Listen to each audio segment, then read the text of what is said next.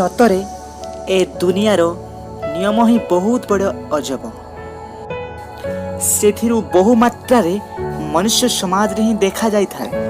आम ए मनुष्य समाज रो लोक माने प्रतिदिन तांको काम रे व्यस्त थांती, ताहा केवल अधिक मात्रा रे निजर स्वार्थ पाई। एही सारा दुनिया रे कोटि कोटि मनुष्य रहिछन्ति। निज कर्म ओ भाग्य बल रे जदि जने व्यक्तिटा बड़ होई जाए तेबे से लोकटा गर्व अनुभव करे आउ धीरे धीरे ता मन रे स्वार्थपर मनोभाव सृष्टि होई थाए। सबुठारु सत कथा होछि एही दुनिया तो गोटे स्वार्थपर नुहे, किंतु एही दुनिया रे रहुथिबा लोक माने ही स्वार्थपर। नमस्कार दर्शक बंधु, मु ध्रुवराज। आज आमे आलोचना करिबा एही दुनियार स्वार्थपर मनीष संपर्क रे। तो चलंतु देरी न करी आरंभ करिबा। तुमे जेमिति ए दुनिया को एका आसीछ, ठीक सेमिति ए दुनियारू विदाय नेला बेले मध्य एका ही जीवाको पड़ी थाए।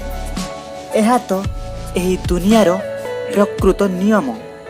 एही दुनिया रे थिबा पर्यंत समस्तଙ୍କ सहित भल संपर्क रख, काहेकि ना एही जीवन क्षणस्थायी।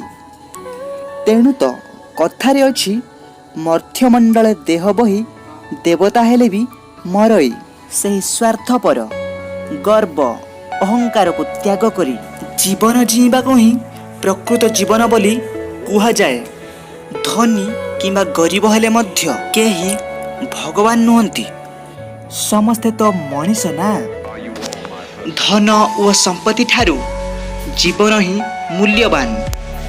आउ सेही मूल्यवान जीवनरू सेही स्वार्थपर मनोभाव को जदि टिके काढ़ी पारिबे तेबे देखिबे तुम जीवन रे बहुत भल मनीषटीए होई पारिबो। एही कथा तो समस्ते जानिछंती। जीवन रे जदि कोटिपति धनी मनीषटी हेले कौन हैला, जे पर्यंत तुम मनरू सेही खराब चरित्र अहंकार ओ स्वार्थपर मनोभाव जदि दूरे न जाइछि, तुमे गोटे कोटिपति एथिले मध्य गोटे गरीब लोकटा तुमको पचारिबनी। तेणु स्नेह श्रद्धा भल पाइबा एमिति भल संपर्क रखंतु, काहेकि ना भाई किए जानिछि एही संसार रो ए दुनिया रो प्रथमे किए आगो विदाय नउछि। भिडियोटी यदि भल लागिथिले लाइक करंतु, कमेंट करंतु आउ सब्सक्राइब करबा को जमार भूलिबेनी। आउ देखा हबो नेक्स्ट वीडियो रे। धन्यवाद।